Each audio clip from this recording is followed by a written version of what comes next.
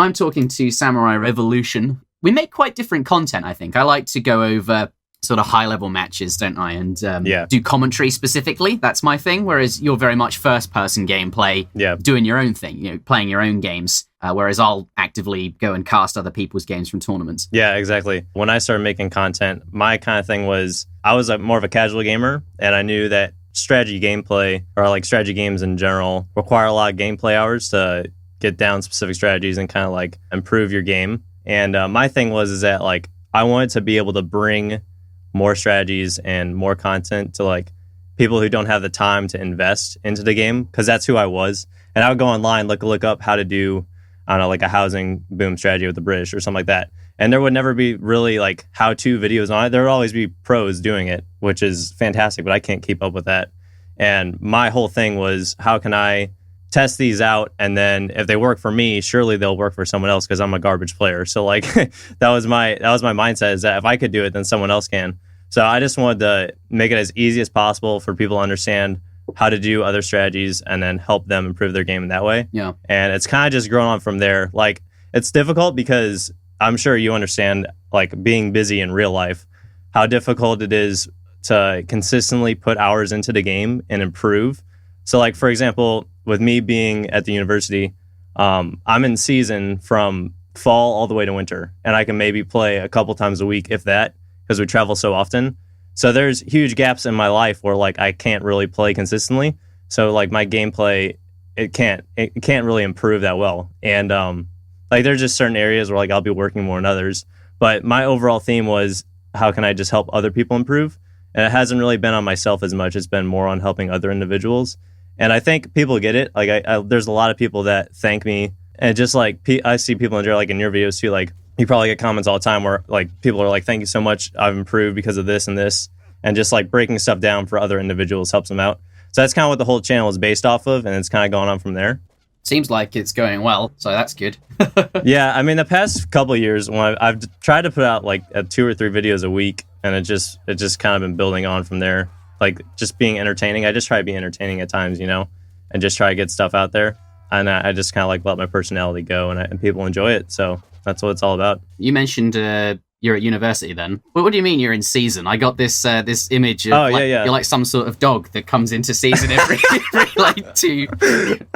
I presume you mean like sports and traveling, or... Yeah, so football, as they call it in Europe. I'm going to get proper terminology there so I don't get roasted by anyone. But you mean soccer? Yeah, Okay. So I was on soccer. I walked on my freshman year, and I've just been playing since then. So well, that's interesting. It helps pay for my schooling a little bit, so it's more of a priority. Oh, that's cool. That's really cool, actually. If it's something you're doing that professionally. Yeah, I mean, it kind of is professional. Like it's kind of like you're getting paid for a job almost. Like it's like a scholarship, so they'll take some account off my tuition because I'm representing the school. Yeah, that's interesting. It's an American thing. Yeah, it is. But soccer is more of a European thing, obviously, that you play it out over there. That's interesting. When Americans mostly talk about football, I think of rugby. Yeah, like American football. Yeah. No, rugby's sweet, dude. Like they are starting to televise it over here, and I absolutely love. Like I don't know if you watch like European football that much, but like the referees always get hated on, and then rugby you have these huge grown men that are massive, and they don't complain at the ref at all. They have their captain walk up nicely to referee, and they're very respectful. Yep. The ref says this, and then everyone's like, all right, let's continue. And then they're all very gentlemanly. Yeah, with like soccer, it's just like everyone just screaming at the ref because a guy got tapped, and it's... What the fuck do you mean? That was definitely not out. Yeah, exactly. It's hilarious. But I just looked at the announcement trailer before we're getting going here, and it has 9.2 million views. Yeah, if that doesn't give you an indication of how big the game will be, I don't know what will. But I know, especially for an RTS. And then I was kind of looking at Relic and some of their history, and it's really interesting. If you go on their website, the first game that comes up is Age of Empires 4. Like if you scroll down, the very first one, it's ahead of their World War II one. And I saw this pretty interesting that like they're prioritizing it that much on their website ahead of Company of Heroes. So yeah, it makes you wonder how much Microsoft is putting into this. But I have no doubt that it will be a big AAA title. And the fact that it is on the top of their website is sort of proving this. I think though, in terms of news, there isn't much. They announced it, And for me, that was the announcement came when almost the end of, the most recent season of Game of Thrones, season 7, I think. Yeah. I was watching the grand finale of that, and then Age of Empires 4 gets announced. I don't know if that was timed, but it was certainly very well done because I was already hyped up from watching something awesome. Yeah, I would say it had to have been. I was just coming back from a class, and then I looked it up because it was evening over here. And someone was like, hey, Age of Empires 4 trailer's out. And I'm like, what? So I looked it up, and I was like, oh, okay, here we go. It's about time. And then it's just been dead since then. Yeah. But so we're excited over it, and it's been a year, and we haven't heard anything. So that shows you how enthusiastic people will be once stuff actually starts to be released. Do you think that the definitive editions of 2 and 3 will be released before 4? As in, building anticipation to the release of Age of Empires 4? Or do you think that's going to be done intertwined, or what do you think? I think they'll be released as and when they're ready. Following Age of Empires 1, it seems logical to see Age of Empires 2 Definitive Edition. Yeah. And then afterwards, I would imagine Age of Empires 3. It's possible that they release them all at once, but I think if they want to get the most out of the consumer's pocket, they need to stagger them a bit because for sure, I don't think the average person's going to drop however much money they're asking on 3 different games, or even however many they want to buy if it was all at the same time.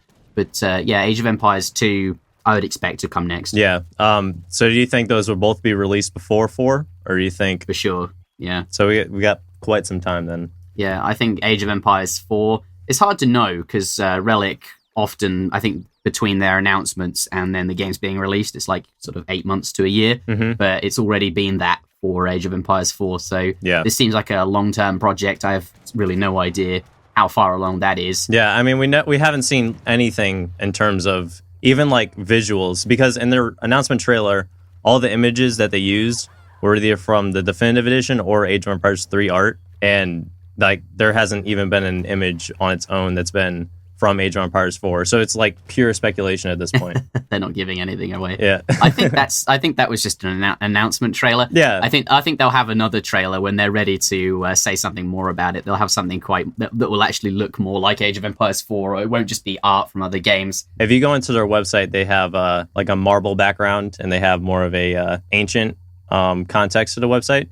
When do you think the era is going to be taking place? Do you think it's going to be in the future? Because Relic has history of making more of a modern day to future themed games with company heroes, and then I think they have some more futuristic ones as well.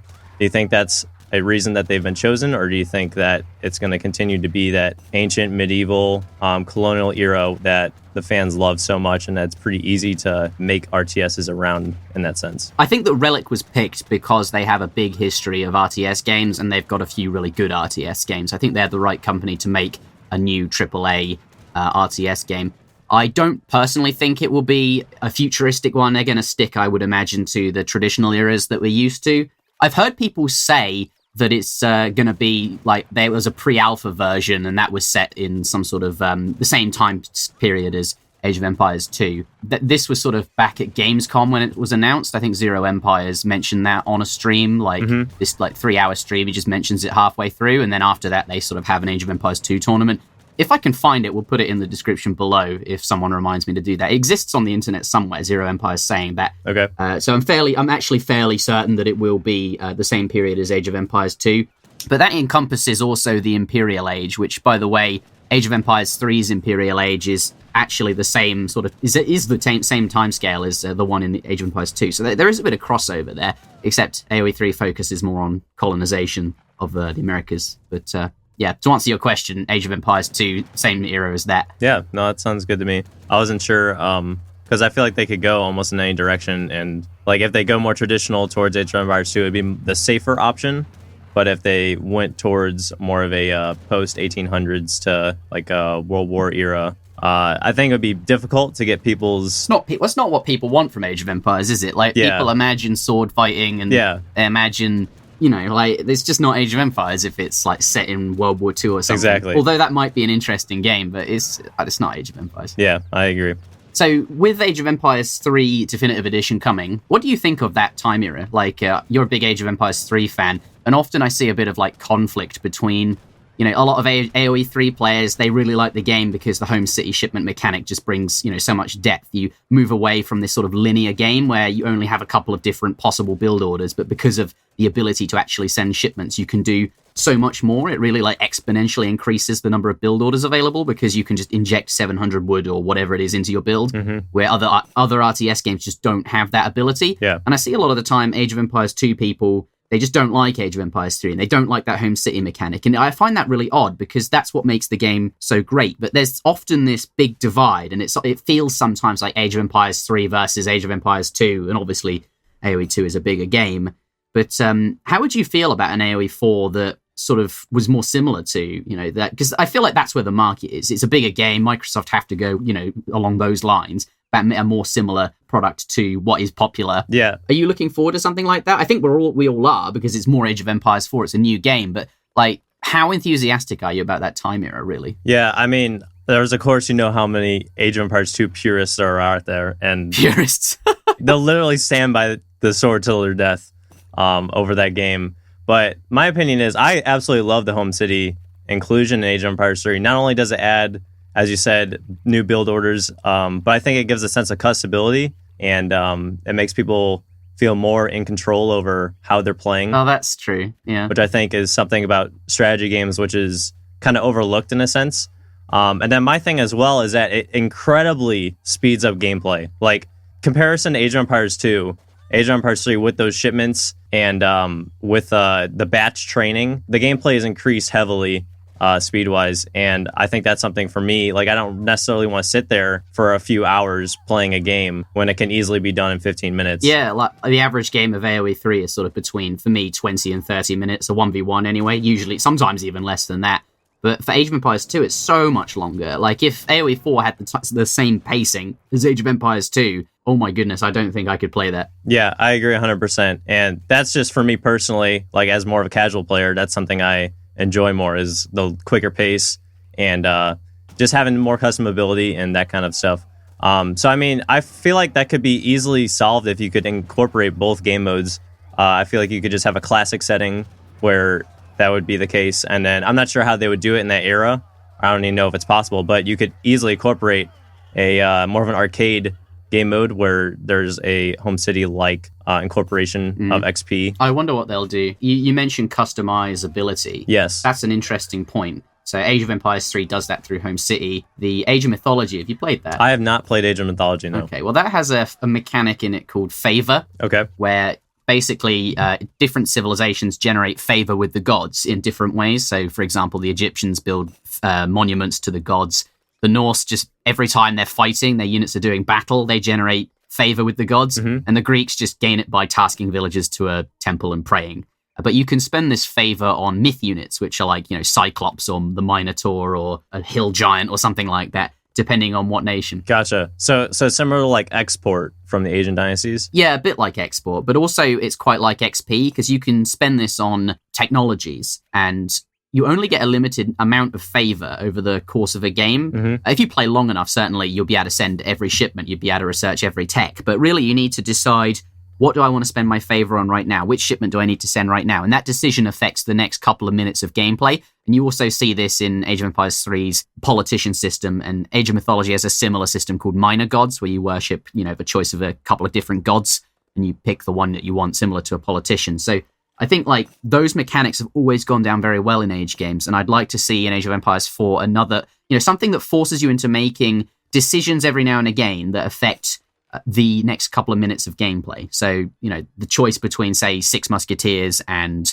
Spice Trade for 20%, hunting efficiency. I like being presented with those choices and having to make them. I think that makes a good game. Yeah, I agree 100%. And I think it lets players, their character and their personality kind of express themselves because they can kind of craft their strategies into what they're comfortable with. But additionally, I kind of want to touch on the age-up politicians because that's something that I feel like is kind of overlooked sometimes. I feel like that also really speeds up the gameplay.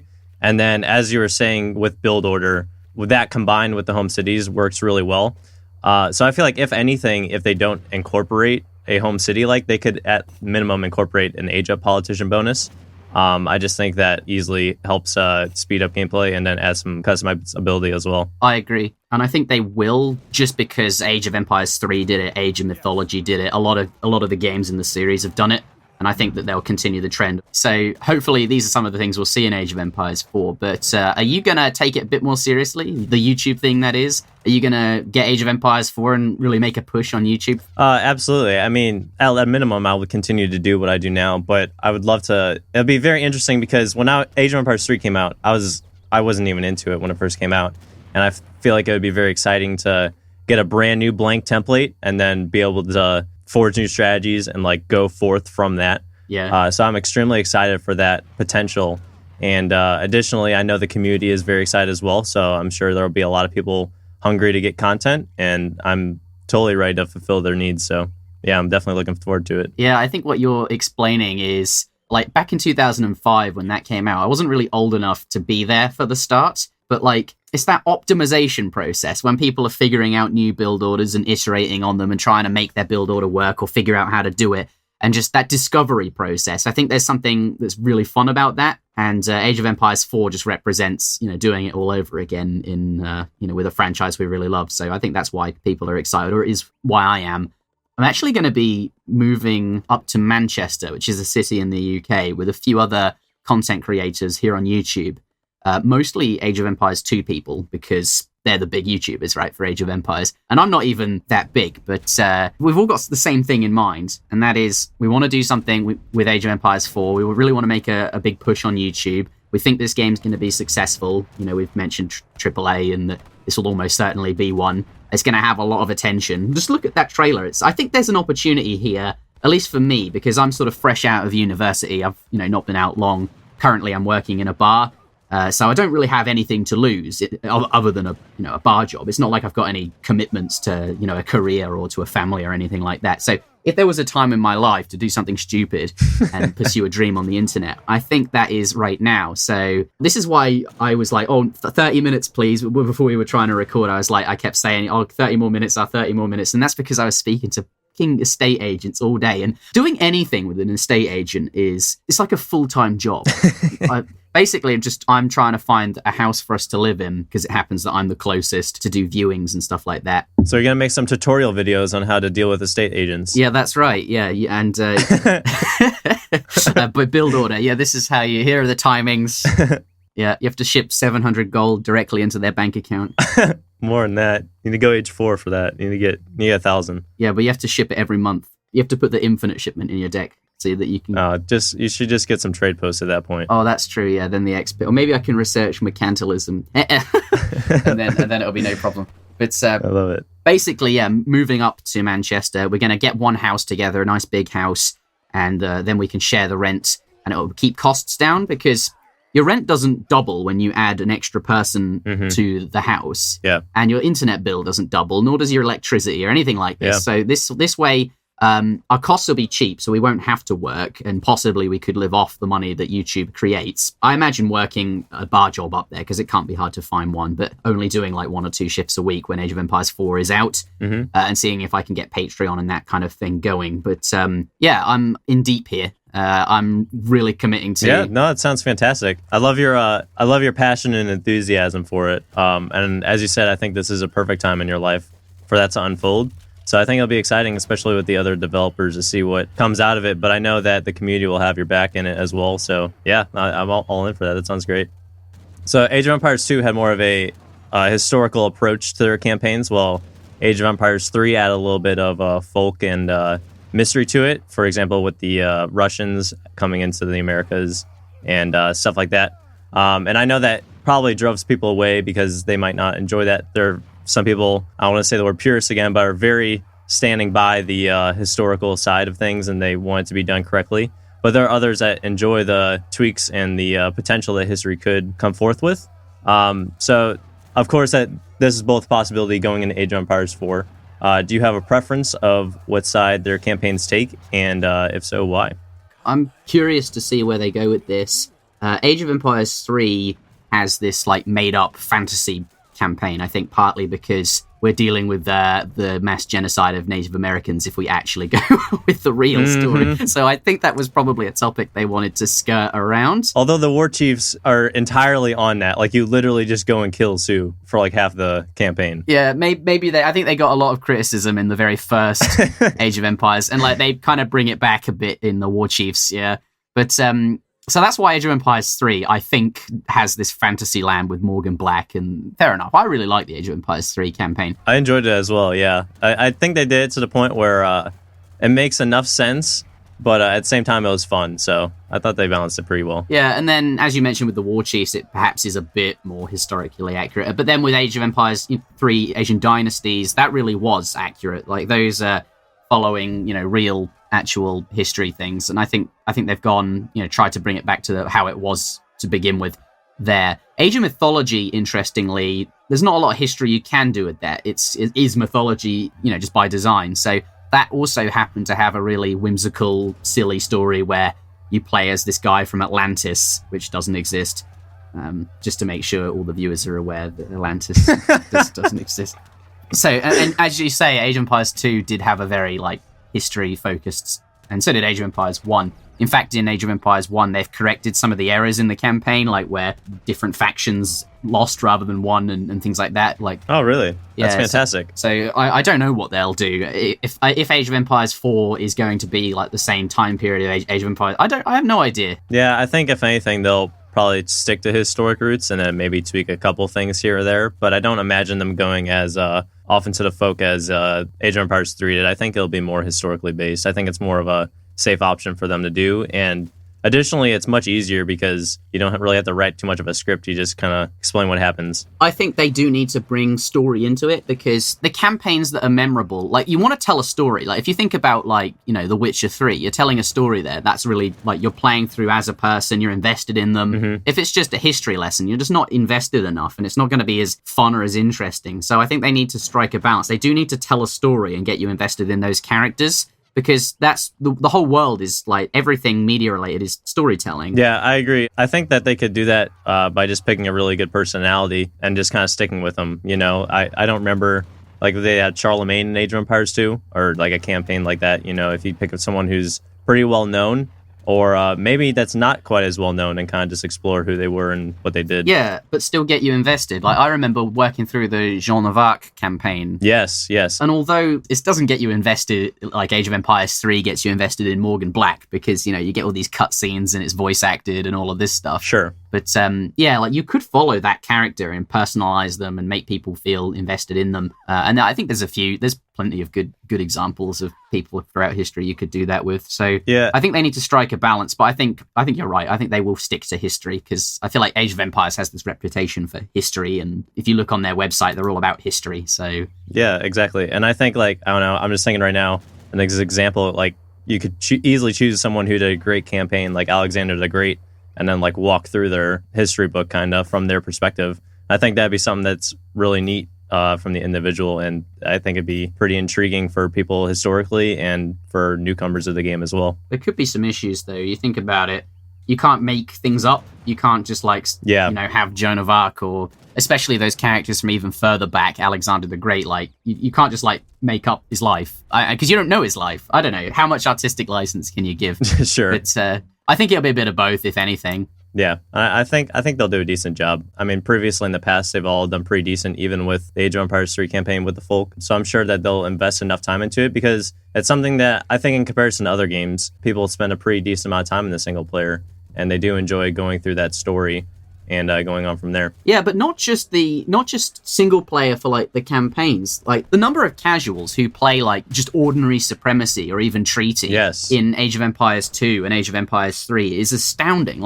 The sheer sales from AoE 2, the HD edition alone, compared to the actual people online, is got to be staggering. Yeah, I feel like some of that too is people just kind of going back so they get that nostalgia effect. But I also think that there's a lot of people invested in that single player as well. While we're on it, I want to talk about one of my favorite things from AoE 2 is how you can do multiple teams in the same game. So you can have a 2v2v2v2 or multiple matches. And that's something I really missed from AoE 3 that I wish they could have carried over to AoE 4. You can do that. Download ESOC patch. Oh gosh, here we go.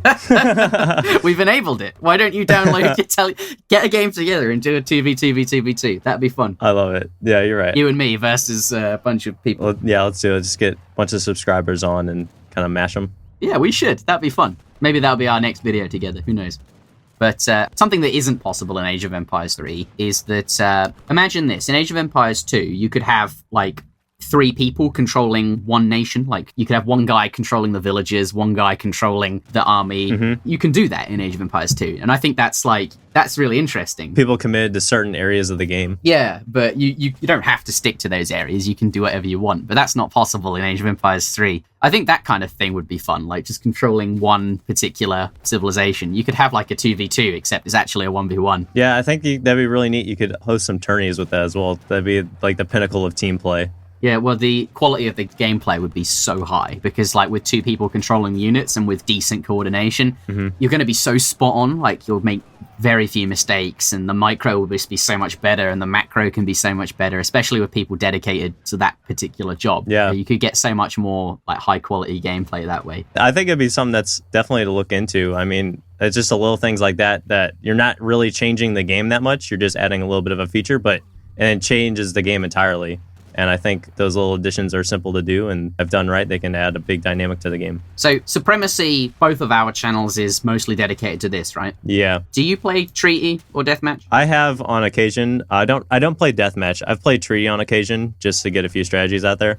For me, for Treaty, it just feels like a straight mash fest once like 40 minutes go up, and you're just trying to get as many units as possible in the right location and kind of just move on from there. Yeah, it is all about positioning, that high-level Treaty games. Yeah, and it doesn't really feel like as much of a, I don't know, there's an open air to Supremacy where if you make a mistake, then it could all go wrong. But I feel like in Treaty, it's kind of buffed to where if you make a mistake, then you can just have a barracks a few 100 yards back and then just smash more units out that way. You're right. They are different. They're very different things. Supremacy, you have different build orders and just different things are happening all the time, and there's a lot more complexity.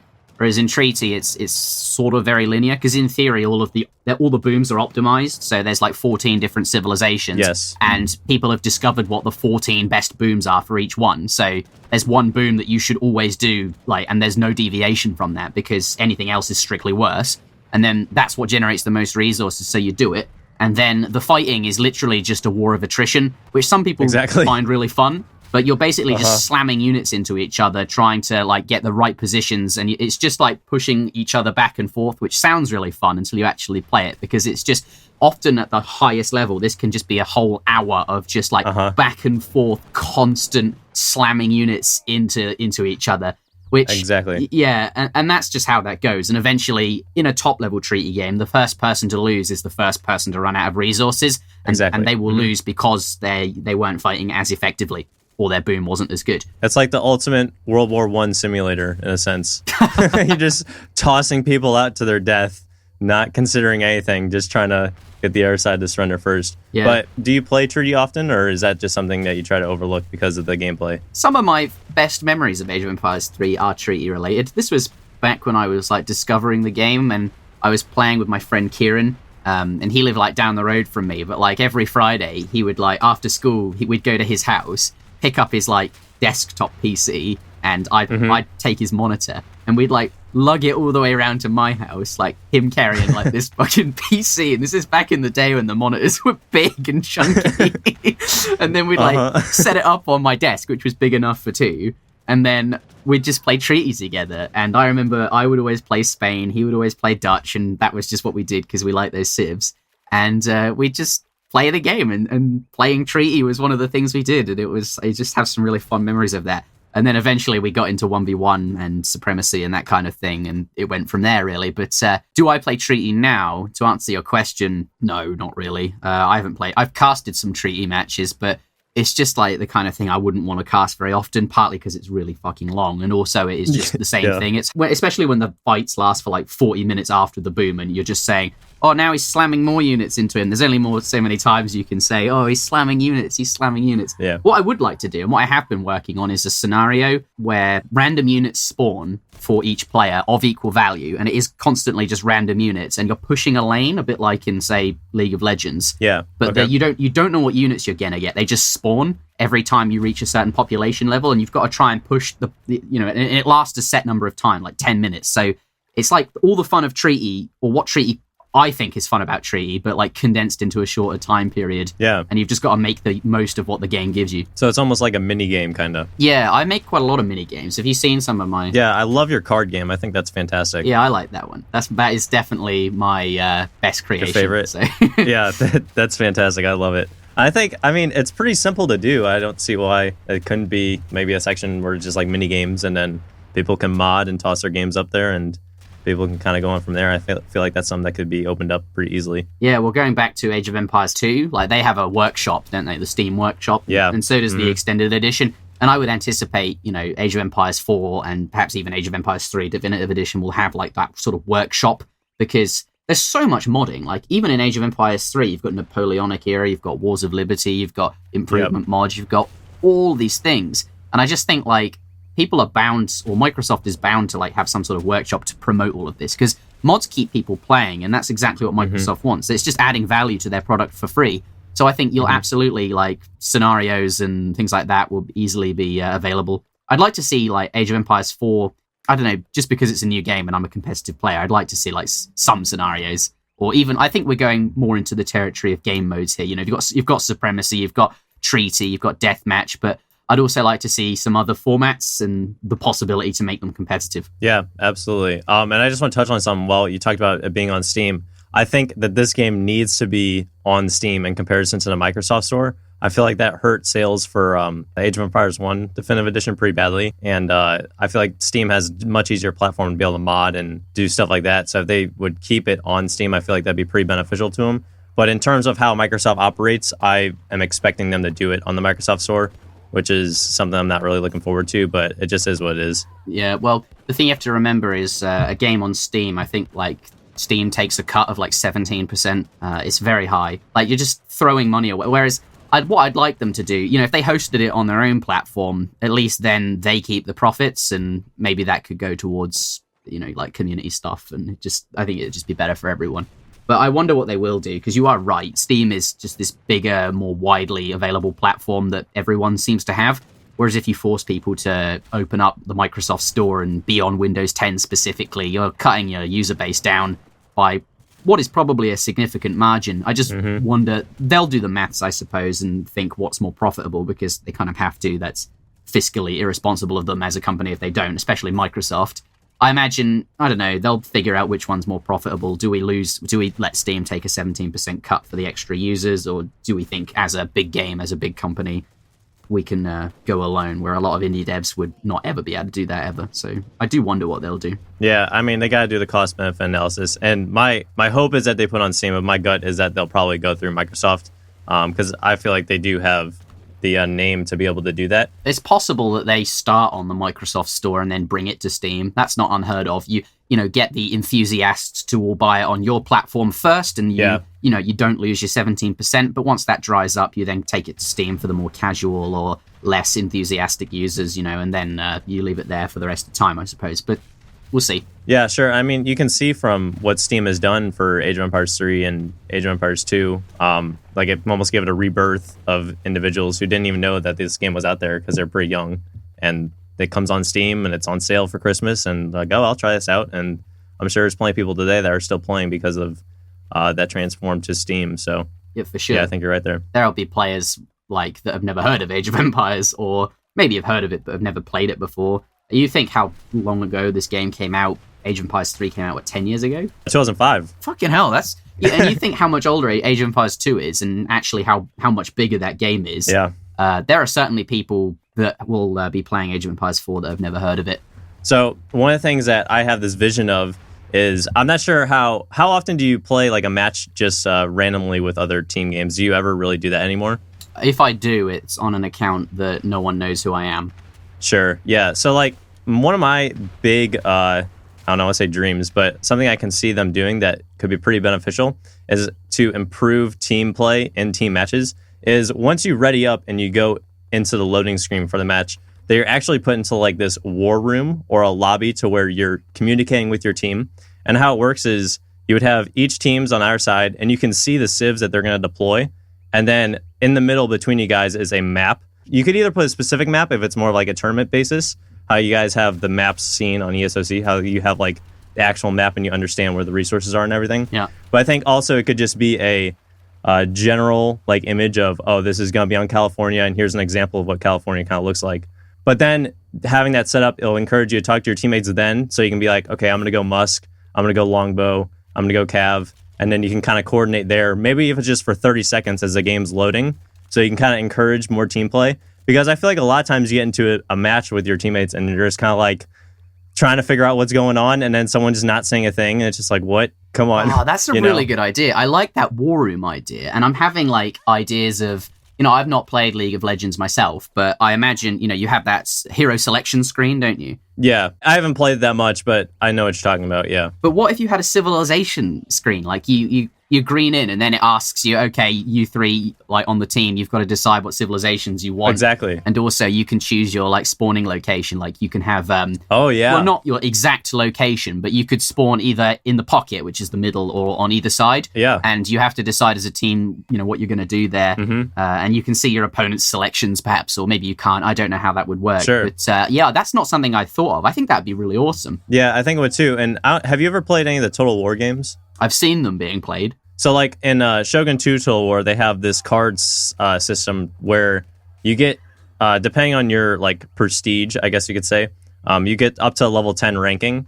And once you get up to like I think it's every like 3 stars, you get another card unlock. So you can get up to, I think, 4 or 5. And what these cards do is they give you perks or bonuses to your units before you go into the match. And one of them is that you can see the deployment of the other units on the other side of the screen. So maybe like you could have maybe 2 or 3 cards that you could choose from, and then one of those could be you can see what they're trying to do on the other side. Like as a pretty high one. But I think you could have specific cards, maybe just like your cavalry get +2 attack, or like a +2. I'm thinking more Total War, maybe like a ×1 multiplier, or like an extra multiplier, or like your train time could be a little bit faster. And then like instead of having your specific civ bonuses, you could individualize your bonus to your online account.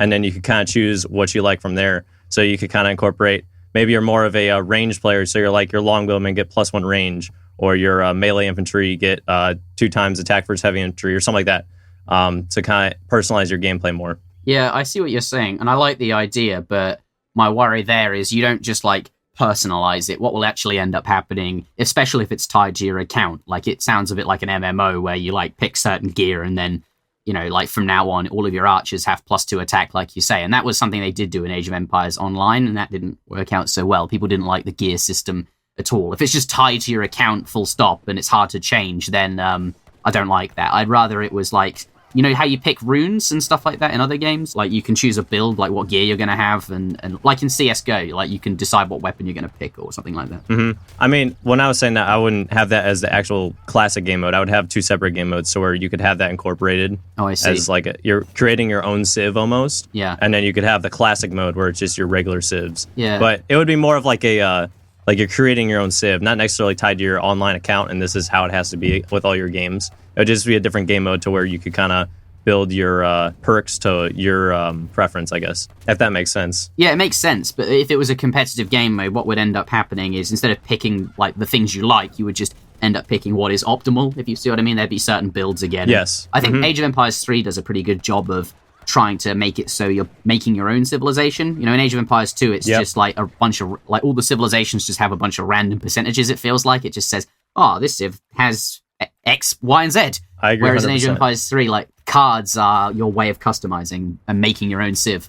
But again, what ends up happening there is you just get specific build orders that are good and are bad, rather than it being all about, the player and what they want. Sure. And I mean, from my personal experience, like when I play AoE 2, I feel that. Like it doesn't really feel as customized as AoE 3. But I think also something that could help with that is just constant updates, to where maybe they try to update something to where it makes it more of an intriguing option instead of having to go the same one every time. Like, so for example, like no one uses the cow politician when aging up, but maybe you add an extra one in, or you make them fattened or something like that.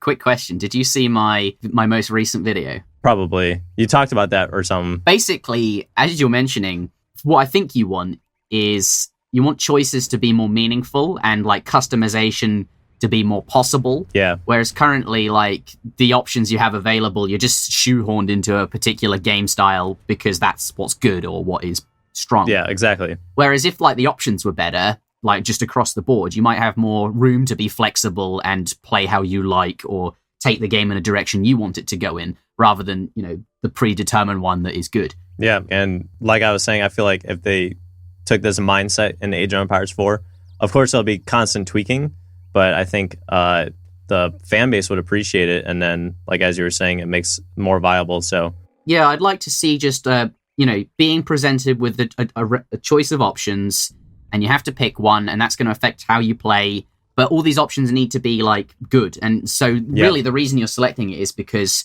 well, obviously some of it's going to always be down to, I think this is the best one, and I think this is going to make me win the game. But when they're all roughly able to do that, it's going to come down more to that player's how they like to play and what they want to do with the game. And, like, you know, that's why I like card games, because often you get to execute your strategy rather than an RTS game where you're executing the optimal strategy. I like, you know, people like doing their own thing. Exactly. I think we're kind of on the same page here. I totally agree. I think that'd be good.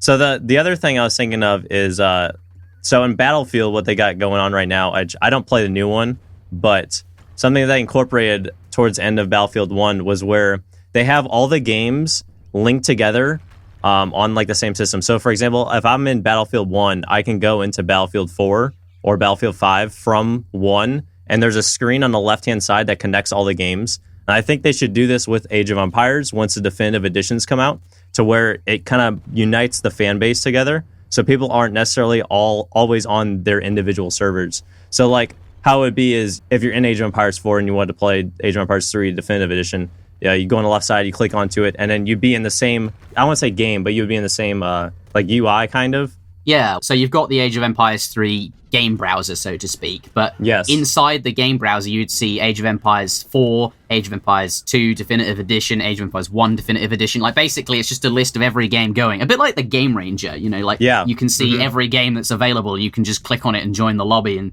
start playing. But yeah, I think that's a great idea. If you integrate all of the different games that Age of Empires has into one space, then you just go onto your Age of Empires 4 and you can play whatever game you feel like, providing you obviously downloaded it and bought it and it's installed and stuff. But that's absolutely something they should be doing. And I think because Age of Empires 4 will almost certainly have dedicated servers, it won't be too hard to piggyback, you know, the other Age games on top of those and just put it all in one place. I know Microsoft is all about Xbox, right? They're probably going to be homogenizing everything, like, you know, the chat and stuff. You're going to be able to talk to people online through Xbox chat or something. Yeah. And I just think, like, which is much needed. They'll bring all their games into one chat system, and integration will be a big, heavy part of that, I would imagine. Yeah, but I think we both agree that one of the big things with Age of Empires is how the community feels so segregated. And I just think this would be a step in the direction to kind of mend that. Yeah. I really want to talk about this studio that we're doing. Our plans are actually to integrate communities together, and that's partly why I'm going to Manchester, because, you know, I represent the Age of Empires 3 scene. Yeah. And with Age of Empires 4 on the way, we really want to, like, bring everyone together. And if we can get, like, you know, all the communities to rally around one stream, then that would be awesome. And, you know, we just have a much bigger chance of making it work. Yeah, that's awesome, man. I think it's fantastic. Hopefully there'll be more information on that by the time this podcast comes out. I'm sure there will be.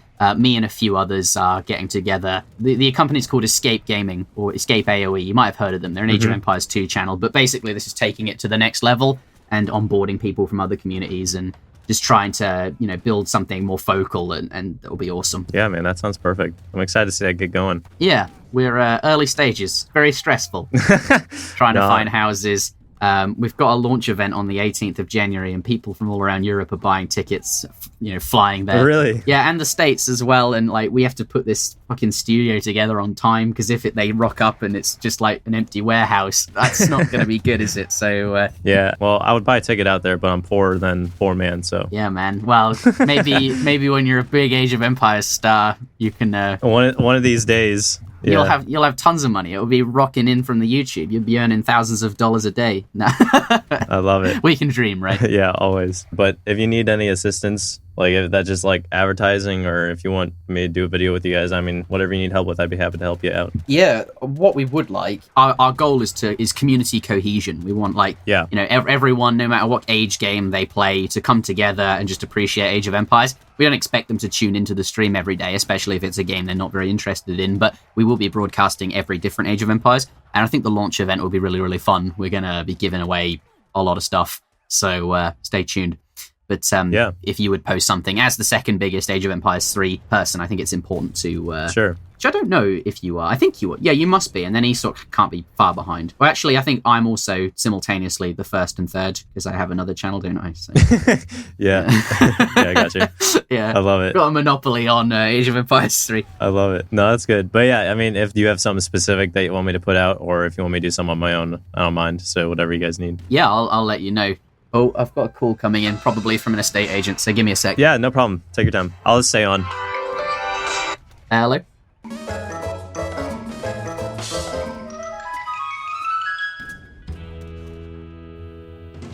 You make any progress? Oh, it's such... Yeah, maybe. Who knows? They're going to call me back tomorrow, which is usually a sign of, we don't like these guys anymore. They're too picky, or... They always sound very friendly, and they're like, "Oh yeah, okay, we'll get back to you on that," and then they never do. So it's just a way of getting you off the phone. It seems like. Did you know Saturday SmackDown is coming back? Except it will be on a Sunday, so I suppose it's Sunday SmackDown. Yeah, I did see that. We're doing a few interesting changes, not just the Colonial Age, although we hope none of them are radical changes. They're all just supposed to affect options in the game that were previously no good without really changing the existing options. They're not ESOC patch changes. They're going to be SmackDown patch changes. Which SmackDown patch is basically, it's baked into the ESOC launcher. You can play SmackDown patch by launching ESOC patch. Gotcha. So that'll be fun. One thing I want to say is, like, me not using ESOC has nothing to do with ESOC, because like I feel like a lot of people are like, why don't you use it? And my main thing was that you guys cover that pretty well. So I wanted to be the person that covers like the vanilla and kind of goes in that, because I know a lot of people don't necessarily care for that stuff. My opinion is that you should move on from vanilla. Yeah. No, I totally see what you're saying. When Definitive Edition comes out, it won't be possible to play on vanilla. Well, I hope. Exactly. I don't know, to be honest, but I think that would be a really big mistake if they let you play on the separate patches. I think one of the biggest issues Age of Empires 3 has currently is that its community is split over 3 games. Well, 2 games, because no one signs into War Chiefs. But when you've got half the populace on vanilla and half on the Asian dynasties, no one's like learning learning a patch. Like, people are just separated, and it feels like there's some sort of investment cost to moving to the other one, and it's a different game, and it's just, there's a lack of cohesion there. Like, if everyone was on the same patch and everyone used the same quick search, everyone would get games more quickly and everything would be better. Yeah, no, I totally agree. And I don't know, I think it's hard because people, like you said, they don't want to make that investment. But at the same time, with these new games coming, it's like, is it worth just moving over when it's going to be announced maybe in next week, But yeah, I mean, I think it's pretty difficult, but I totally see what you're saying, and I agree. Yeah, we're always trying to grow ESOC. No, that's good. I mean, I think you guys have done extremely well, especially with like incorporating as many things as you can for the community. I think just that in general has like just made you guys more known. There's a lot of resources there. Yeah. There's so much good stuff. Like, if you play on ESOC patch, there's like cheat detection that stops people from doing that. If you like join a game and minimize Age of Empires 3, like if someone joins your lobby, the game will flash as if like a notification is happening on your computer, and then you'll know someone's in your lobby because the icon down on the tray is flashing, and then you can click on it. Oh, I like that. And also, like, if you join a game, like if you're just queuing in quick search and then it finds a game, it will tell you like by flashing again. There's so many like little like usability features that just improve it slightly. Like, over the years, we've built up just such an archive of just good stuff, including maps and observer ability, and we've got our own elo ladder, and of course all the tournaments that we feature and stuff. So if anyone's wondering, hasn't heard of this before, you head on over to eso-community.net. That's the biggest Age of Empires 3 forum on the internet. It's basically like when Microsoft shut down Age Community, which was an official forum. Microsoft owned that one, and then they shut it down because they were hosting their new forum, which is ageofempires.com, where everything's located. I get what they were doing, but they basically lost their whole user base because no one slaughtered them. Yeah, genocide. So few people switched over, and just ESOC is so much bigger than any other Age 3 forum. So like basically the community controls its own thing, which is good really, because we can do so much more and we can actually actively develop the product. Whereas Microsoft obviously aren't doing that. Well, they are. They're making Definitive Edition, but you know what I mean. We can put out our own news posts, and we can moderate our own forum, and we have little widgets on our website showing who's got the most elo or who's streaming and that kind of thing. So it's good. You know how meaningless clans are in Age of Empires 3? Like, there's no real incentive to join one or have any cohesion with one. The best one I've seen is like a little emoji-like thing that's doing a middle finger to you. Yeah, no, I've seen that one too. Yeah, that's what the clans are all about. That's what it's all about? Oh, man, I just haven't gotten the memo over the years. Man, I need to get back into it. Yeah, what do you mean they're supposed to be for an organized group of friends or individuals to be in some sort of clan system thing? That's not what it's about. It's about having a tag next to your name. Man, I'm just out of date. But in all seriousness, I think like actually having something that's usable and people want to use is important, and that would be awesome to have actual clans and a league system that involved the clans. Yeah, I mean, I think it would be pretty neat where they had in Total War where they had users kind of, and when they do things for their clan, they get bonuses with that. But I don't know how well that would be received. I think it would be more visual. I think it's always safer to go with the visual perks instead of like actual game-changing perks. So maybe like if you do a clan league and then you win something, you get something for your explorer or something like that, which is something we can talk about later. But I just think in general having a tournament system where you could just do a straight bracket, just nice and easy, or you could have maybe even group play and stuff like that. They could host it maybe once a week or once a month or something like that. And then you could have your clan represented through that I think that's something that's definitely, that should be looked into more. I think it would help people get more into the competitive side and maybe be a little bit more comfortable just going to the competitive side as well. I like that idea, but the trouble with tournament systems is getting people together at any one time to play a tournament. Absolutely. And I think just a better system in general are elo ladders, just because it represents like somebody's skill, and if you beat them, you score an equal number of points, and you can see which clan is the strongest just because they play against other clans. Basically, you can tell who's good and who isn't. Let's take football, for example. Instead of just playing different teams, let's say like one team in America can't play another just because one's East Coast and one's West Coast, right? Mm-hmm. So they're very, very rarely going to play a university football match. Sure. I'm thinking American football or soccer or whatever you want. Yeah. Let's say they just played like other sort of more local universities in this league, but like one's really good and the other one on the West Coast is really good as well, but they never actually play. So how can you tell who's better? Well, you sort of can just by like basing it on, if you mathematically give everyone a score and then assign points to who wins and loses, you can still sort of compare, and if that, like, theoretically, if they were to play, which team is better based on who they've played and who they've played, if you see what I'm going. Like, yeah. That's why I like ELO, because, like, you can have all the fun of a tournament, and it doesn't have to be at any specific time. And if you wanted to, you could invite the top 8 to, like, a real-life event every 6 months or something like that, and have the top 8 battle it out, and that's how I feel like that should work if you're actually going to have a tournament. It needs to be live, or it needs to be, like, organized in advance and have a lot of hype around it. Just having casual tournaments just seems like a really difficult logistical thing to accomplish. No, yeah, I think that's great. And how the casual one works. So, like, for example, in FIFA, how they have it is they'll have like a round of 16 bracket, and that works your way down. So what you would do is you enter the tournament, and then when someone else enters, you play that round of 16 match. And then if you win, you're automatically going to the round of 8.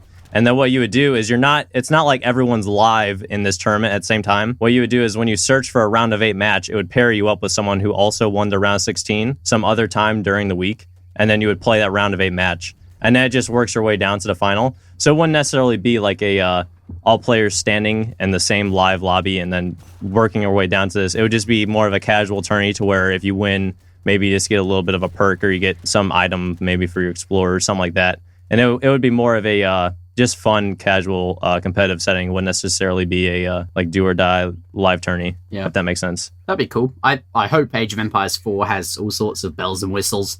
But I don't think we'll get anything for the older games. I think Age of Empires 4 is where it would be at if anything like that were to come. But, you know, cosmetic rewards has always been something. Like, people have Reddit flares and people have, you know, little icons next to their, you know, if they've won a tournament or something. Like on ESOC, we give out badges to winners and stuff. Like, I think that kind of thing is always fun. Yeah, so while we're kind of talking about that with the Explorers, is that something that you want to carry over to Age of Empires 4? Or do you think it should just be like it is in Age of Empires 2 where you get a scout unit instead of a more personalized, high hit point explorer? I really like the explorer, and I really like in Age of Empires that your explorer goes out exploring and he has to collect treasures. And yeah, I think that's something in Age of Empires 3 that's really interesting about scouting. Like in the previous Age titles, you're just looking for resources. Exactly. And if you find sheep, you bring them home. But in Age of Empires 3, because treasures are on the map, you actually have to sort of prioritize which ones you're going to go for. You have to actively be thinking about where your opponent is and in case they might steal your treasure. Yeah. And it's just a much more interactive sort of scouting experience. I just think it's like more fun because of that. And there are different things you can do. Like you have to wait getting treasures versus building trading posts versus finding livestock. And I just think like Age of Empires 3 out of all of the games has the best exploration mechanic. Like it's just like at that start of the game, the Discovery Age is basically getting the black map gone. And by the Colonial Age, you should have full vision to the whole map, or at least most of the time you will. So I hope that continues. But I don't know, like treasures introduces a lot of RNG. What I mean is just when you can pick up 75 food, and your opponent doesn't, it's just a bit silly, and no one really likes that. But most of the time it averages out in Age of Empires 3. But you don't really want to be introducing randomness to a competitive RTS game. So we'll see. I hope they take that leaf out of Age of Empires 3 book, but I don't know what they'll do. It probably will just be a scout, because that's what every other game has done. Yeah, I totally agree. I feel like my gut feeling is that they'll probably just go with a regular scout, but I think if they did do an explorer, it gives a good opportunity to add some customizability and just like visuals and stuff like that, which like I know some people are into it, some people aren't, and either way it wouldn't really matter, but it just gives some personalization to it. I don't know how big of a fan I would be of having special abilities with your explorer. I don't know how beneficial that is necessarily to gameplay or if it's necessary. But I mean, I can see how they would maybe have the explorer and then not have any special abilities. I feel like special abilities are definitely, an explorer kind of thing. It's like a hero unit. It's a special unit. Yeah. And the fact that it can do like a special ability every now and again is, I think, quite cool. In Age of Empires 3, it's the crack shot, right? You kill a treasure guardian, yep. And that seems fair enough. And then in the Industrial Age, you get the one that kills enemy units. And I think if it's like a hero unit, or maybe if it's like a really expensive unit that's special because it has that ability and you can only make a couple of them at any one moment, like a build limit of 3 or something, then I think that would be a cool feature to go with. Age of Mythology had something similar, but instead of clicking a button to use the ability, basically you had like a bar that would recharge. And when that bar got to full, the unit would automatically do its special attack, which might be like, instant kill whatever unit it's fighting, or it might be that it would like do a slightly stronger attack. Like there was a mountain giant, and his special attack was he would just like really slam his giant club down on a building really hard, and it would do a ton of damage. But then he'd go back to doing his normal attack afterwards, and you'd have to wait for the bar to recharge. Yeah. The awkward thing about it is you can't like choose when to do it. It just happens when the bar recharges. So you don't really have a choice. It just happens, which is good because like you don't have to think about it and it just happens and you're getting the value. But you can be savvy about it. You can micro. You can like anticipate when its bar will be recharged. And if it's an instant kill ability, you don't want it to start using its instant kill on a unit that it's almost finished killing anyway, because that's just a waste. So you'd micro it to like, just as it's recharged, you'd switch to a new fresh unit and insta-kill that one or something. I like that system a lot more, personally, but there's definitely benefits to being able to click on the button. If they are going to go with any kind of special attack, it needs to be on a really special unit. There has to be something special about it, like it costs favor or it costs, it's your explorer or something like that. But yeah, I think it's just more depth no matter what. So I think it is a good idea, and I'd like to see it not on every unit, but certainly important units. Yeah, I like that system a little bit better. What charges that bar? Is there a specific is it like an XP or? No, it's just time. It just like it's like an ultimate, it just recharges every 30 seconds or so. It spawns with a full bar, and then when you use it, it like completely drains, and then it will start recharging again. And some take longer than others to recharge. Yeah, no, I think that'd be good, and then it'll give some value to certain units, kind of like the daimyo. You didn't play Age of Mythology, did you? No, I didn't. No, that's a shame. God powers, they were one of the most like visceral things. Like they were brilliant in Age of Mythology. So basically, you start the game with a major god. So that's like Zeus or Hades or Thor or Odin or whatever it is. And that gives you a god power as well as like whatever your civilization bonus. So picking Zeus is a bit like picking, I don't know, British or French. Picking Hades is a bit like picking some other civilization. But then when you age up, you select minor gods, which are exactly like politicians. And the minor gods will give you, a few different techs that you could research. They'll give a certain bonus. But what they'll also give you is myth units, a specific myth unit, which is like a really powerful unit that costs the favor resource that we talked about earlier, but also a god power. And those were brilliant because it just felt so personalized. And it was a really tangible bonus. Like, it isn't just some random percentage, like, oh, now my archers are 10% better. That's great. Yeah. Like, I mean, you could pick gods for that reason, but you'd have to research, like, a bonus. It wouldn't just give you the upgrade. Like, you wouldn't just research the minor god and have, oh, great, now my archers are 10% better. You'd research something like mystic arrows. I don't know. For some gods, it really fit. Like, if, like, an archer god, like someone that actually, like Apollo or something like the mess. But basically, the god powers were really visceral and were really tangible, and it felt awesome to use. And replicating that feeling is what they really need to try and strive for, because Age of Mythology did it so well. Like, you could do all sorts of things. Like, Zeus gave you a thunderbolt that would instantly kill a unit. You click on the god power and you click on the unit to kill, and it would kill it right away. And that was great. And there were other bonuses like Earthquake. Like, you could just walk into your opponent's base and like fucking make an earthquake happen, and all their buildings just get demolished or really get damaged quite a lot. Doesn't do very much damage to units though, the earthquake. You can have a tornado. That was another really strong one that would do damage to units. But then there were also other things, like you invoke a healing spring. Like, a little spring would pop out of the ground and any units next to it would start healing. That was really cool. And one final bonus, I can mention, I could go on forever, but there's just so many. Sure, no, I like your passion right now. It's great. Like Age of Mythology, there was a Plenty Vault, which is a bit like having a factory. You could invoke a god power that gave your army like flaming swords, and suddenly their attack was doubled or something like that, but it only lasted for 30 seconds. You can invoke a plague, which would destroy your opponent's farms in a certain location. There were so many different ones, and it was just like, it felt so personalized, and it just was great. Yeah, I think a way they could do that is if they incorporated maybe like a general or like a king or like a prince unit, to where like maybe they can inspire the army, or like you said, like you'll research, like maybe make them go to school and make them have like an inspire ability, or maybe they get more commands, so maybe their units get like a plus morale or something like that, or maybe you just make them more specialized. Maybe they're architect or something like that, and then your buildings get built a little quicker or something like that. But the only thing is, like, make sure that it's realistic in a sense of people aren't getting intruded with their historical accuracy, because I know a lot of people will be very I don't want to say the word purist again, but like standing by their side, like, you know what I'm saying, if that makes sense. Like, yeah, like they don't want to deviate from the actual history. That's the trouble, I think. There's a balance between creative license and actually like getting the history right. But yeah, I think they need a system, hopefully like Politicians and Minor Gods, where you can have access to certain different technologies, and if you go with one option, you don't get the other options. Yeah, so like a Wars of Liberty kind of. Yeah, and a bit like a home. I think just the home city is just such a great example, because you can in theory send everything, but you won't actually be able to. You actually have to prioritize what you're sending first. And I think a system where you've got like all the options available to you, but like each time you're allowed to pick one of those, it's a decision and it's meaningful, and it will impact the next couple of minutes of the game. But it will be fun and a good decision, and hopefully they can make god powers, because that'd be fucking awesome. But like somehow make god powers, but it's not god powers. Yeah. I think it'd be pretty sweet. I definitely agree. Do you like batch training? Yeah, I love it. Dude, have you ever played Age of Empires 2? You know how long it takes to make 10 guys? Like, in comparison to AoE 3. I just think it just speeds up gameplay, and it gives you the ability to allocate your resources elsewhere. So like, you don't need to make like 4 or 5 barracks right off the bat. You can only make 2 and be good with that. I think my thing is that it just takes such a long time to mass units, and it just makes it easier for the gamer where they can focus their micro somewhere else. Yeah, I mean, units definitely train much faster in Age of Empires 3 on average, when you account for like, a batch of musketeers takes, I think, 30 seconds.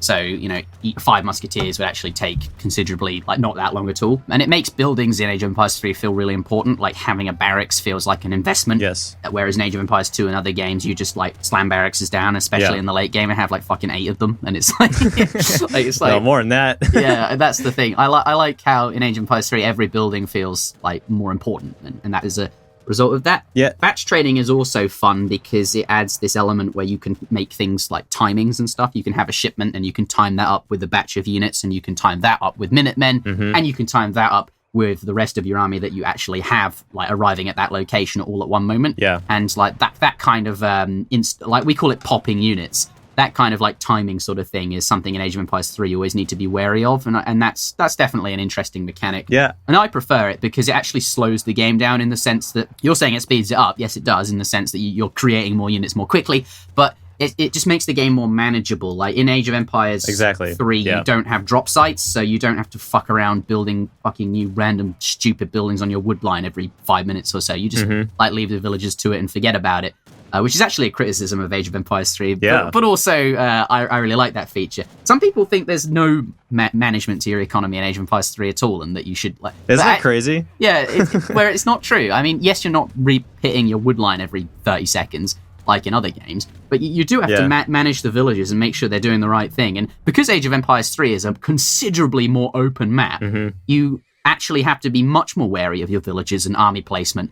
Whereas in Age of Empires 2, you can forget about them behind a wall, because it's the maps are so closed. You can't... like wood lines, too. Like, you can't walk through trees like in Age of Empires 3. Yeah, so the fact that the map is so open in Age of Empires 3 actually makes looking after your villagers and being wary and remembering what they're doing and where they are much, much more important than in other games. So, I don't know. I think like, I do get people's frustration with it being you can just forget about your villagers, but equally, you don't. But I like batch training. I'd like to see a mix, honestly. Maybe some civilizations train in batches and maybe others train individually. You can do whatever the hell you want in Age of Empires 4. Yeah, no, I feel like those tasks with getting like the lumber yard and maybe making multiple barracks, they're trying to reduce maybe the tedious aspect of microwing and make it just a little bit easier on the player. But I think batches, like you were kind of saying, open up a great possibility. So, for example, you can make 10 streetlets, or with China, you get a mix of units. And I think being able to have that makes it just more specialized gameplay. Yeah. That's just something that they could definitely explore. Like you were saying, maybe it's you start out with having single units and then you need to research batches. Like with Japan, you can get the 10 blocks of 10 training. The trouble is balancing that, though, because you can't make it... Absolutely. Instant training units is just a huge problem, especially in Age of Empires 3. Like, if a unit in Age of Empires 2, I think, takes like 8 seconds or something to build, if you can't have a batch of 5 popping out in 8 seconds. Maybe you can in the late game, I don't know. But that's the trouble there. You don't like instant musketeers? Yeah, it's a bit... Or instant cruisers? Yeah, that's... good stuff. Yeah. No, it's extremely annoying. Yeah. At the same time, it adds some personality to the civs. Like Rush's strength is they can spam out a bunch of musketeers instantly, and you gotta be weary of that. But it's also batshit broken. Like it reduces so many options because like just units train instantly, and that's just the reinforcement time is so small that you just win every fight. And there are issues with instant training units. What are your ideas on converting in relics in AoE 2? Converting units to your team, like Wallalo, okay, now you're blue instead of red, is batshit broken as well, and I don't want that to return. Partly because, in Age of Empires 2, it was quite random, like whether or not you could convert a unit. Like the amount of time it would take, it was just like rolling a dice. Yep. And it's actually really, really, really powerful because you're not only killing the unit, you're also getting that unit. So it's actually, it's not like killing a unit, it's like a factor of 2. Like if that unit costs 200 resources, it's actually a 400 resource swing because you now have the unit and they don't. And it was just, monks can easily die whilst they're being like targeted down. I don't know, if it does come back, it needs to be more predictable, like a set amount of time to convert or something like that. I think it just adds a very interesting element, and I'm pretty thankful that it's not in AoE 2, but at the same time, I think it's more like a fun factor. I don't think it should necessarily be in like competitive matches with like you were saying because it's so randomized. It's just a different aspect of the game. I do like it as a feature though. I remember as a child when I would hear the priest going, "Hey-oh, hey-oh," in Age of Empires 1. God, I would freak out. I would like get so scared. I like as an 8-year-old, I was like, "Oh no, one of my units is going to be on their team," which is not really in and of itself all that frightening. Like it's not that different from your unit dying. Like in terms of, I wasn't scared of like going into a battle and my unit dying, but I was fucking terrified of it being converted. Like it just felt like this frightening noise. I don't know why I had such a different reaction to that, but yeah, that is something to consider. I wonder if other people had similar experiences, but if not anything else, Wallalo is a very well-known phrase on the internet. Absolutely. It probably should feature. I don't know if it would be Age of Empires without conversion, because it's just something people seem to remember and stick with. So probably should be in the game. Yeah. And maybe it can be introduced in a way that isn't like OP. But that's certainly why it's not in Age of Empires 3, just because it's hard to balance and it's, it's either disgustingly overpowered or it's like really fucking awful because your monk died and you got nothing. Whereas like when you're just doing ordinary damage, at least you do some damage. Your units are fighting and they do some damage. It's not as polarizing. It's not like it's either amazing or it's either terrible. When you're actually just fighting normally, it's just a set value proposition. Exactly. So another thing in Age of Empires 2 is how like you can run out of gold on the map, and then you need to obtain relics to continue to obtain gold. What are your thoughts on making scarce resources and where to the point that they could almost be unobtainable in the late game? So in Age of Empires 2, that is the case. And when in a 1v1, you can't trade. So that was one way to generate gold. You could make trade carts or you could make trade boats and generate gold through trade, which means in the late game you will have access to that resource. And that was interesting because, the trade route is an interesting idea. It's like this place that you can attack. It's a bit like walking a bunch of units on top of somebody's mill or plantation. You just shut down a bunch of economic units by doing that. Yeah. And I like that about, having to protect a trade route. Seems like it's thematically interesting. But in a 1v1, it is awkward because you can't actually generate any more gold, and then the game just devolves into like, you think of Age of Empires 3 often, a game is determined by, who has the most hunt, and then whoever runs out of hunt first generally loses just because it's so expensive to transition to mills and plantations. And I think that might be the case in AoE 2. When the gold runs out, like, that person just loses. But you can transition into just trash units. They're called trash units. They're the ones that cost wood and food, and then the game just goes on as normal. Yeah, I like that about Age of Empires 2. But I also like Age of Empires 3 for the infinite, I think, mills and plantations that supply infinite resources, although are very expensive. Providing the building itself is very expensive and gathers very slowly, then it's fine. Yeah, like it takes a significant investment to shift into that infinite obtainment. Yeah, I agree with that. It needs to be implemented. But you're making me wonder how much I actually like it. That's why I tried to pose. Food is interesting. Like food's important. You shouldn't run out of food because mills, and that makes sense. But when it comes to gold, I feel like you should be generating gold. Gold should be like this. Once you've run out of mines, then like trading seems important, and I feel like that should be in the game. So maybe that should be the only other form of gold that isn't. Like, I don't want an infinite source of gold, but I do like plantations. But I also like the idea of not having plantations and having to, like, trade. But it also needs to be available, like, trading needs to be available in a 1v1, because I don't like how team games are different from 1v1 in AoE 2. It's just a bit weird. Exactly. And then additionally, like, you can get infinite coin from whales on the water as well, which is something that's interesting. I don't even know why that's in there, but it just gives value to being on the water in the lake, because basically it's so like the food runs out and now all of my fishing boats are worthless. It just feels a bit like, oh, and now I lose the game. I have like all these fishing boats and now they're not valuable at all, where they were the backbone of my economy. That's why the whales are there. Yeah, no, that makes sense. It's just, I feel like it's pretty broken if you have someone going on the water and have 4 fishing boats on every whale. Like, they'll get spies and then you'll be done from there. But that's because water in Age of Empires 3 is just fucking weird and like it's hard to balance anyway, and it's broken in some senses. I'm sure you've seen Knusy play. No, exactly. And that's what, I don't know, I think we're both saying is that you got to find that balance between having obtainability, but at the same time having that scarcity. And it's going to be interesting to see what they do. I think that as long as there is, like you said, a significant investment into going to where maybe there's an infinite obtainment of resources, I think that's what their number one focus should be, is not making it too easy. But at the same time, I feel like if they incorporated a trade or some kind of trade system, I think that'd be a little bit more, I don't want to say realistic, but it make more sense. Yeah, I'm just wondering how you'd do that in 1v1. Like in Age of Mythology, you could that's how you could trade. Basically, your market would trade with any town center. Okay. So basically, you create like a trade cart at the market. Yeah. And then it would walk up to either your town center or an ally's town center, and then it would walk back to the market and deposit gold.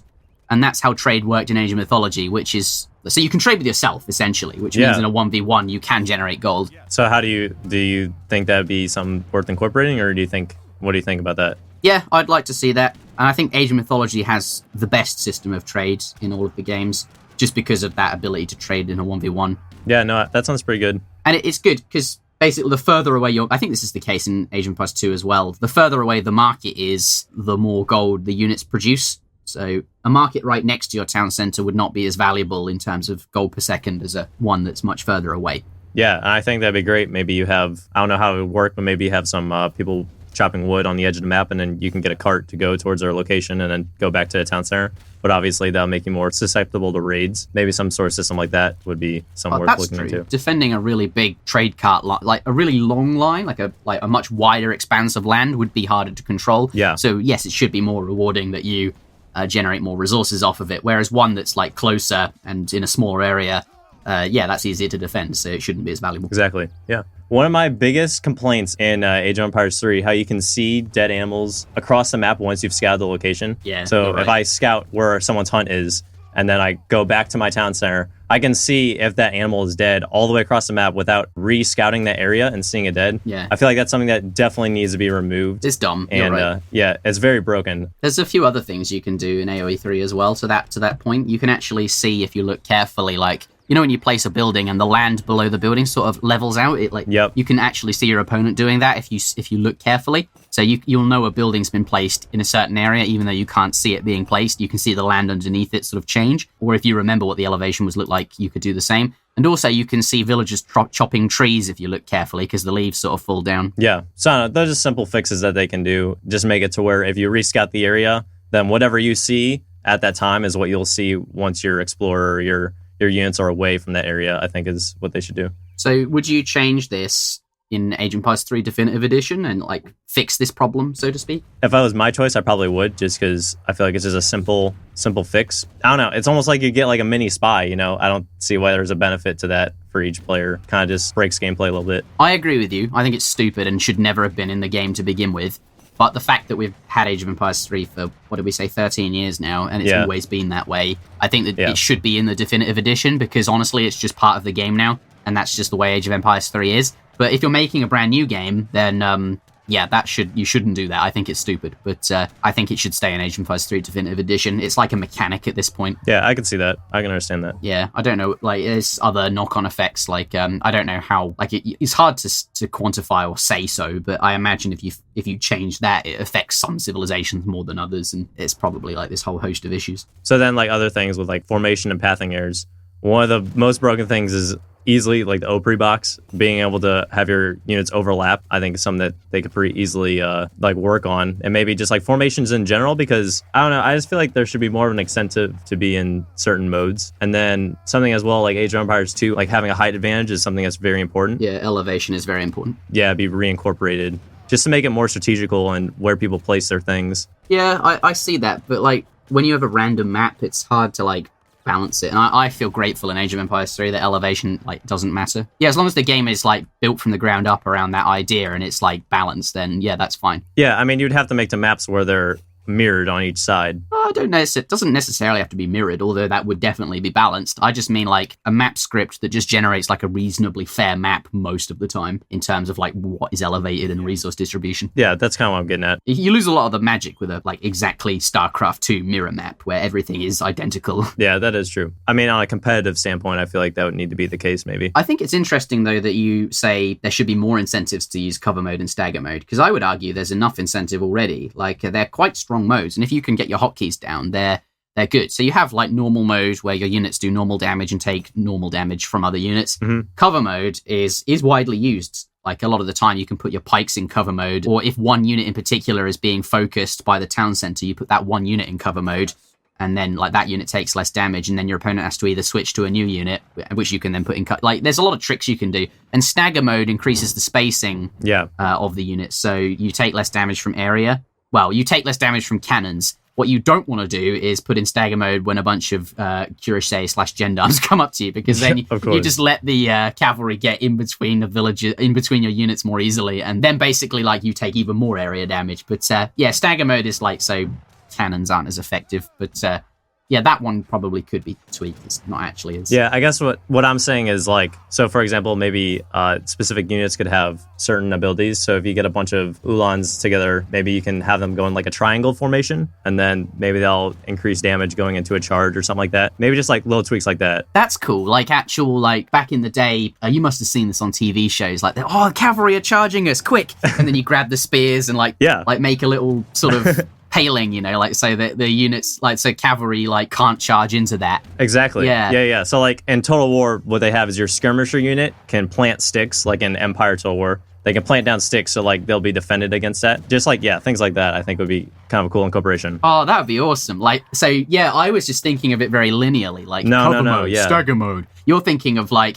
actual military tactics. Yeah, that's what I'm saying. That's why they need to add more, like based in reality. And yeah, especially exactly. That's cool. Like, imagine I just wonder how you deal with that. It'd be a lot of buttons to press or remember if like different units would do different things. But yeah, I mean that's kind of the thing, as it'd be more personalized. But I think it'd be something worth incorporating. Maybe you do have your skirmishers can set up some kind of wall or something. But obviously there would have to be a defect to that. Maybe they lose ability in some other way, but you'd have to balance it. But I think just an easy example would be like the cavalry. If you put them into a wedge or something like that, I think would be very cool to see. Yeah, like a charge effect. I see. I know it. Yeah. I mean, and then additionally, like, I don't know, I feel like it would make people more willing to use them and just try them out in that area too. But it would still need to feel like Age of Empires combat. Like, absolutely. Age of Empires 3 has this like nice feel to the way fighting is. It's like, often you have that rock, paper, scissors, like this unit beats that unit and that unit beats this other unit. I like that. And I don't want to lose that, but it would be cool to see, like, what you've been describing in the game without taking away from the feel of Age of Empires combat. Yeah, I mean, that's trial and error and development and kind of testing things from there. But I